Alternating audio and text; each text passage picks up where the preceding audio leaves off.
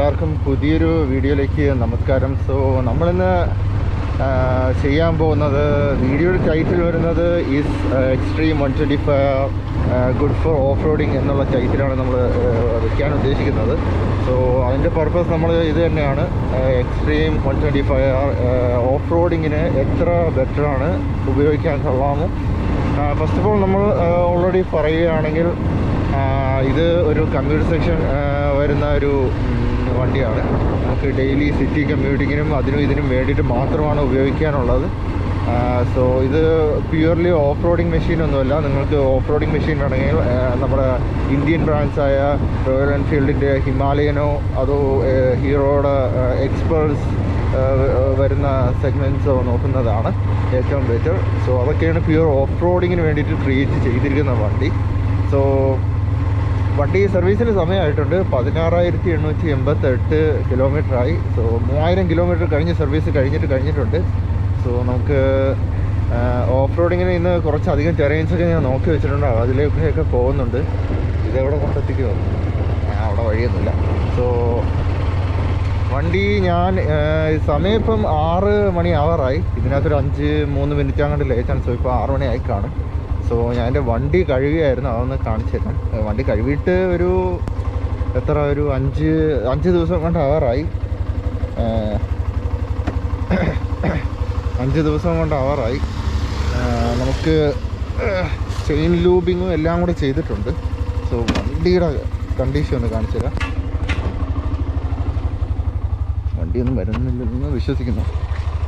So ഇതാണ് നമ്മുടെ കഴുകിയിട്ട് കുറച്ച് ദിവസമായി. ചെയിൻ ലൂബിങ്ങും വാഷിങ്ങും എല്ലാം കൂടെ ചെയ്തിട്ടുണ്ട്. 250 രൂപയാണ്. ഇപ്പോഴും 5 ദിവസമായിട്ടും അത്രയ്ക്ക് അഴുക്കായിട്ടില്ല. ഇനി അടുത്ത സർവീസ് സമയമായിട്ടുണ്ട്. സർവീസിന് കൊണ്ടുപോകുമ്പോഴും അവിടെ കഴുകി തരും. സോ എല്ലാം കൂടെ വണ്ടി ക്ലീനാണ്. പിന്നെ ചെയിൻ ക്ലീനിങ്ങിനാണ് മെയിനായിട്ട് ഞാൻ ചെന്ന് കൊണ്ട് കയറിയത്. പക്ഷേ അൺഫോർച്യുനറ്റ്ലി അവിടുത്തെ അത്ര ബെറ്റർ ആയിരുന്നില്ല. 250 രൂപയ്ക്ക് നന്നായിട്ട് വാഷ് ചെയ്ത് തന്നു. പക്ഷേ ചെയിൻ ലൂബ് ചെയ്തത് ഏറ്റവും മോശമായ ഒരു അനുഭവമായിരുന്നു. ഞാൻ രണ്ടാമത് അവരെ കൊണ്ട് ചെയിൻ ക്ലീൻ ചെയ്യിപ്പിച്ചിട്ടാണ് പിന്നെ ലൂബ് ചെയ്യിപ്പിച്ചത്. ആദ്യം ചെയിൻ ക്ലീൻ ചെയ്ത് ഒരു ബംഗാൾ ചെക്കനാണ് അവിടെ നിന്നത്. കുറേ പേരുണ്ടായിരുന്നു, പിന്നെ പറഞ്ഞൊരു കാര്യമില്ല. ഇനി വെളി കൊടുത്ത് അധികം ചെയിൻ ഒരു എമർജൻസിക്ക് വേണ്ടിയിട്ടാണ് ഞാൻ അത് ചെയ്തത്. ഇനിയിപ്പോൾ നമുക്ക് അത് വിട്ടിട്ട് നമുക്ക് നമ്മുടെ ഓഫ് റോഡിങ്ങിൻ്റെ വരാം. സോ നമുക്ക് ഇരുന്ന് കൊണ്ട് വരുമ്പം അത്യാവശ്യത്തിന് ബാക്കിന് പെയിനുള്ള ഒരാളാണ് ഞാൻ. കൊച്ചുനാളിൽ അറിയാലോ, എൻ്റെ കൈ ഒടിഞ്ഞിട്ടുണ്ട്. സോ ഞാൻ വീണപ്പം എനിക്ക് ബാക്ക് നല്ല ഇഞ്ചറായിട്ടുണ്ട്. അന്നൊന്നും അറിഞ്ഞില്ല. പിന്നെ കുറേ വർഷങ്ങൾ കഴിഞ്ഞിട്ടാണ് ആ ബുദ്ധിമുട്ട് അനുഭവപ്പെട്ടത്. സോ ഇരുന്ന് നമുക്ക് ഇതേപോലത്തെ ടെറൈനിലൊക്കെ അത്യാവശ്യത്തിന് ഓടിക്കാൻ പറ്റുന്നുണ്ട്. നമുക്ക് അത്യാവശ്യത്തിന് ബാക്കിലൊന്നും അടിച്ചൊന്നും കയറുന്നില്ല. സോ നമുക്ക് ഇതേപോലത്തെ ടെറൈൻസിനൊക്കെ ഓട്ടിക്കാൻ, കാരണം നമുക്ക് ഇന്ത്യൻ റോഡ്സിനെ വെച്ചുകൊണ്ടാണ് നമുക്ക് ഈ വണ്ടി എസ്പെഷ്യലി ഇറക്കിയേക്കിരുന്നത്. നമുക്ക് ബാക്ക് കംഫേർട്ട് കിട്ടാനും പിന്നെ അതേപോലെ ബാക്ക് പെയിനുള്ള ആൾക്കാർക്ക് കുറച്ച് കംഫർട്ട് ആയിക്കോട്ടെ എന്ന് വിചാരിച്ചുകൂടെയാണ് ഇത്തരം വണ്ടി ഇറക്കിയേക്കുന്നത്. സോ അത്യാവശ്യം പിന്നെ കുറച്ച് സാഡിൽ ചെയ്ത് ഓട്ടിക്കുകയാണെങ്കിൽ കുറച്ചുകൂടെ ബെറ്ററാണ്. ഒന്ന് ഓട്ടിച്ച് നോക്കട്ടെ. അമ്പലം, ഇത് പുന്നാട്ട് അമ്പലമാണ്. ഇതിൻ്റെ ഒരു വീഡിയോ ഞാൻ ഈ ഇടയ്ക്കല്ല ഇടാം. പുന്നാട്ട് ക്ഷേത്രമാണ്. ഇവിടെ ഞാൻ അധികം വന്നിട്ടില്ല കേട്ടോ. സോ നമുക്ക് സാഡിൽ ഓട്ടിക്കാൻ നല്ല സുഖമുണ്ടേ. ശരിയാണ് കേട്ടോ. സാഡിൽ ചെയ്യുമ്പോൾ എനിക്ക് ഭയങ്കര പൊക്കം കേട്ടോ. സോ നമുക്ക് കുറച്ച് ടെറൈൻസ് ഉണ്ട്. സമയം നമുക്ക് അത്രയ്ക്കില്ല. നമുക്ക് സമയം ഇപ്പോഴേ ഒരു 6 മണി കഴിഞ്ഞിട്ടുണ്ട്. സോ ഇരുട്ടുന്നുമ്പോൾ നമുക്കത് അങ്ങോട്ട് എത്തിയേ പറ്റുള്ളൂ. കൂടാതെ ഇത് ഓഫ് റോഡ്, ഇപ്പോൾ ഫസ്റ്റ് ഓഫ് ഓൾ ഞാൻ പറയുകയാണ്, ഇത് ഓഫ് റോഡിങ്ങിന് വേണ്ടിയിട്ട് ക്രിയേറ്റ് ചെയ്ത വണ്ടിയല്ല. നിങ്ങൾക്ക് പ്യുവർലി ഓഫ് റോഡിങ് മെഷീനാണ് ആവശ്യമെങ്കിൽ എക്സ്പൾസോ അതിന് തരത്തിലുള്ള വണ്ടികൾ നോക്കാവുന്നതാണ്. ഇല്ലെങ്കിൽ വെളിയിൽ ഇപ്പോഴത്തെ KTM പ്യുവർ ഓഫ് റോഡിങ്ങിൻ്റെ വണ്ടികളൊക്കെ ഇറക്കുന്നുണ്ട്. എൻഡ്യൂറോ വണ്ടികളൊക്കെ, എൻഡ്യൂറോല്ല, ഓഫ് റോഡിങ്ങിന് വേണ്ടിയിട്ടുള്ള വണ്ടികളൊക്കെ ഇറക്കുന്നുണ്ട്. അതൊക്കെ ചൂസ് ചെയ്യാവുന്നതാണ്. സോ ഇത് ജസ്റ്റ് നിങ്ങൾക്ക് ഓൾറൗണ്ടറാണ് ആവശ്യമെങ്കിൽ ഹിമാലയനോ എക്സ്പൾസോ ചൂസ് ചെയ്തു. സോ ഇത് നമുക്കിപ്പോഴത്തെ വീഡിയോ നമുക്ക് എക്സ്ട്രീം ഓഫ് റോഡിങ്ങിന് ബെറ്റർ ആണോ എന്നാണ് നമ്മൾ ചോദിക്കുന്നത്. അത്യാവശ്യത്തിന് കുഴപ്പമില്ല. ഓക്കെ, നമുക്ക് സമയം അത്രയ്ക്ക് ഉണ്ടോ എന്ന് അറിയത്തില്ല. അത് ഇവിടുന്ന് ഒരു 1-2 കിലോമീറ്റർ ഉണ്ട് ആ സ്ഥലത്തേക്ക് എത്താൻ. നമുക്ക് ഇവിടുത്തെ റോഡ് അത്രയും ഭയങ്കര മോശം തന്നെയാണ്. എന്തായാലും വണ്ടി കഴിവാനുള്ളതല്ലേ, നമുക്ക് ചളിയിൽ ഇറക്കാം.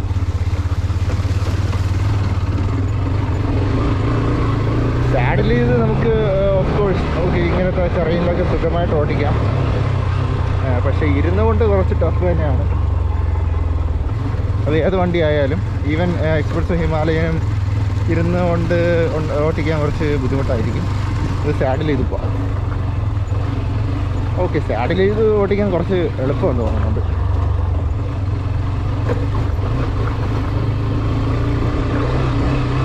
സാഡിൽ ചെയ്ത് ഓടിക്കാൻ കുറച്ച് എളുപ്പമുണ്ട് കേട്ടോ.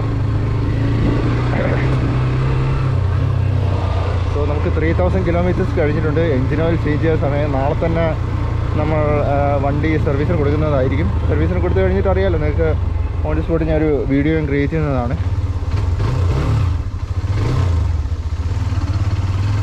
സാഡിൽ ചെയ്ത് ഓടിക്കാം.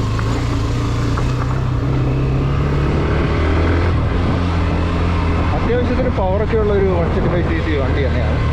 നമുക്ക് ബാക്ക് പെയിൻ ഒന്നും തോന്നിക്കുന്നില്ല.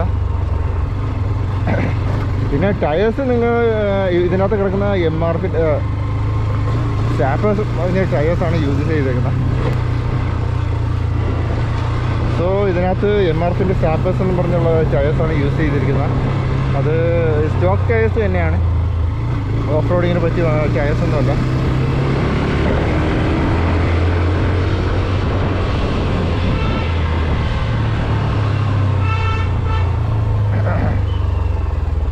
ഇൻഡിക്കേഷൻ ഒന്നുമില്ലല്ലോ. പിന്നെ എൻ്റെ ഫോണ് ചില നേരത്ത് വർക്കാകത്തില്ല. നാളെ സർവീസിനെടുക്കുമ്പോൾ എനിക്ക് അതും കൂടെ ഒന്ന് ക്ലിയർ ചെയ്യണം. ഇത് കഴിഞ്ഞ കുറേ സർവീസായിട്ട് ഞാൻ പറയുകയാണ്, ഇതിൻ്റെ ഫോണ് വർക്കാവുന്നില്ല എന്ന് കുറേ നാളായിട്ട് പറയുന്നത്. പക്ഷേ ഇത്ര നാളായിട്ട് ശരിയാക്കി കിട്ടിയിട്ടില്ല. അടുത്ത സർവീസിലെങ്കിലും ശരിയാക്കി കിട്ടുമെന്ന് നമുക്ക് ഉദ്ദേശിക്കാം. പിന്നെ പണ്ട് ഇത് ചീത്തയിരിക്കുകയും ഓൾമോസ്റ്റ് 3/4 ടാങ്ക് നമുക്ക് സ്ഥലം കഴിഞ്ഞു പോയി. സംസാരിച്ചുകൊണ്ടിരുന്നാൽ ഇതാണ് ബുദ്ധിമുട്ട്.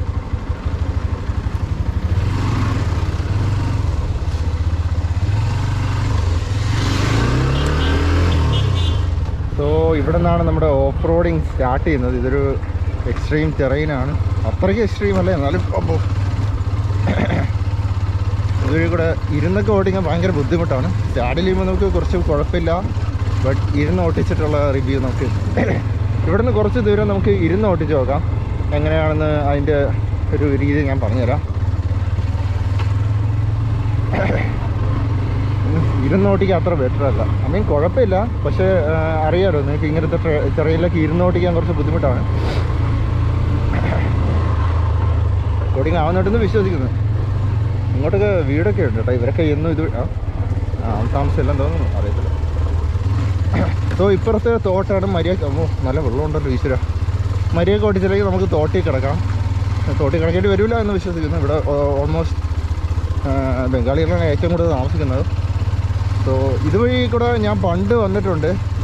നമ്മുടെ ഡ്രൈവിംഗ് ക്ലാസ്, ഡ്രൈവിങ്ങിൻ്റെ ഇൻസ്ട്രക്ഷൻസ് അതും ഇതൊക്കെ ഇവിടെയാണ് നടത്തുന്നത്. ഇരുന്നോടിക്കാൻ നമുക്ക് സാഡിൽ നിന്ന് നമുക്ക് കുറച്ചുകൂടെ ബെറ്റർ എന്ന് തോന്നുന്നു. എനിക്ക് കുറച്ച് പേടിയുണ്ട്. ഇപ്പുറത്തെ തോടാണ്. സോ ഓക്കെ, ഇതത്ര നല്ല റോഡല്ല ഈശോയെ.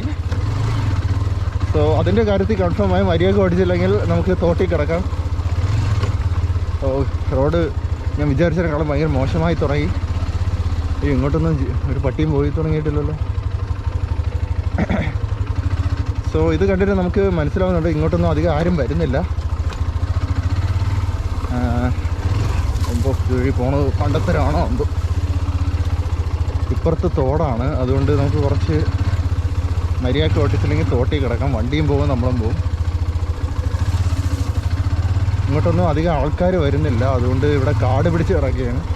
പണ്ടൊക്കെ ഇതുവഴിയാണ് ഞാൻ ഇതുവഴി ആരും പോകുന്നില്ലടേ. ഇങ്ങനെ കാട് പിടിച്ച് കിടക്കണമെങ്കിൽ ഇതുവഴി കൂടെ ആൾക്കാർ പോകുന്നത് നിർത്തി.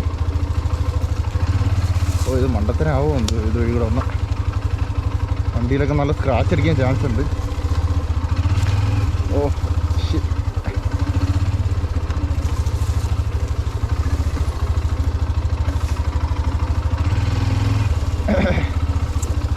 ഇതുവഴി കൂടെ വന്നത് അത്ര ശരിയില്ല. കാരണം ഇപ്പുറത്ത് നല്ല വൃത്തിയിട്ട തോടാണ്, നല്ല പൂന്തി കിടക്കുന്ന തോടാണ്. ഇതുവഴി വീണ 8ൻ്റെ പണി കിട്ടും. എൻ്റെ അമ്മ വണ്ടിയൊക്കെ എന്തായാലും ഏകദേശം സ്ക്രാച്ചായി കാണും. കാരണം അങ്ങനത്തെ ഒരു കാട്ട് ഏരിയ കൂടെയാണ് നമ്മളത് വന്നത്. ഇതുവഴി ഇങ്ങനെ അല്ലായിരുന്നു നേരത്തെ. ഞാൻ ഇതുവഴി വന്നിട്ട് കുറേ നാളായി, 2-3 വർഷമായി. സോ ആൾക്കാർക്ക് ഇതുവഴി പോകുന്ന അങ്ങ് നിർത്തി കാണും. അതാണ് ഇത്ര കാട് പിടിച്ച് കിടക്കാൻ കാരണം. പിന്നെ ബംഗാളികൾ മാത്രമേ ഇതുവഴി കൂടെ വരുള്ളൂ എന്ന് തോന്നുന്നു. എൻ്റെ അമ്മോ, അതൊരു എക്സ്ട്രീം ഓഫ് റോഡിങ് ആയിരുന്നു കേട്ടോ. ഇവിടുത്തെ ആൾക്കാർ, ഇവിടെയും വീടൊക്കെ ഉണ്ട്, ഇവിടുത്തെ ആൾക്കാരൊക്കെ ഇതുവഴി കൂടെയാണ് പോകുന്നത്. അതുകൊണ്ടാണ് അവിടെ നല്ല കാട് പിടിച്ചിറങ്ങണം. ഇതുവഴി കൂടെ പോയ ഒരു വഴിയുണ്ട്. ഇതിനപ്പുറത്ത് തന്നെ നമുക്ക് NHൻ്റെ നാഷണൽ ഹൈവേ നമുക്ക് എത്താവുന്നതാണ്. പക്ഷേ എത്തണമെങ്കിൽ ഈ തോട് കഴിഞ്ഞ് അപ്പുറത്തോട്ട് പോകണമെങ്കിൽ കുറച്ച് പാടാണ്. ഇപ്പോൾ അവിടെ കെട്ടിക്കൊണ്ടിരിക്കുന്ന ബിൽഡിങ് നമുക്ക് കാണാം. ഇതുവഴി കൂടെ എനിക്കറിയാവുന്ന വഴി തന്നെ. ബട്ട് പോയിട്ട് ഒരു 1-2 വർഷമായി. എൻ്റെ ലൈസൻസിനങ്ങോട്ട് ഞാൻ എടുക്കാൻ വന്നാൽ ഇതുവഴി നേരെ പോയാൽ നമുക്ക് NHലോട്ട് എത്താം. സോ നമ്മളങ്ങനെ നമ്മുടെ എൻ്റെ ഡ്രൈവിങ്